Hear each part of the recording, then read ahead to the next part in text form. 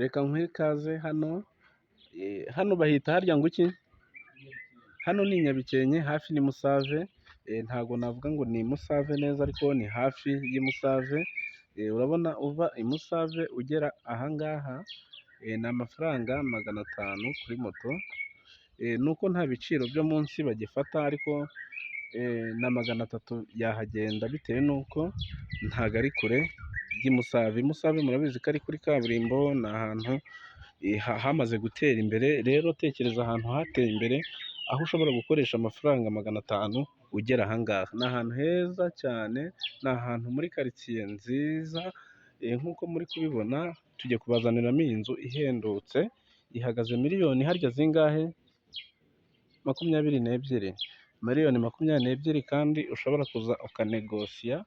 Aha hantu hateretse nko mu buso 450 kuko haragenda hakagera ruguru, hari umuhanda uhagera direct, ni ahantu heza cyane hinjirwa n'umuhanda. Murabona ko ni ahantu heza muri karitsiye nziza, ni inzu ikoze sinjya njya muri detaye z'ibintu ngo mo imbere ibiki, ni inzu ikoze nk'uko muri kubibona irakoze, ni ahantu ushobora kutagira icyo unenga bitewe n'uko hameze. Reka twigire haraguru gato cyane, urabona mu nzu harakoze rwose, ni amakaro, ntabwo twavugaho ibintu byinshi bitandukanye, urabona ko hafite ubundi buryo, mbese namwe murabizi mu bijyanye n'uburyo abantu mu mujyi wa Kigali batura, ngira ngo murahabona uburyo bwo gutura mu mujyi wa Kigali murabuzi, ni ukwiyeranja ariko nanone haba hahenze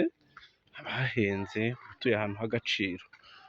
Reka rero tuzamuke tugere ku muhanda murebe ngo hameze hate.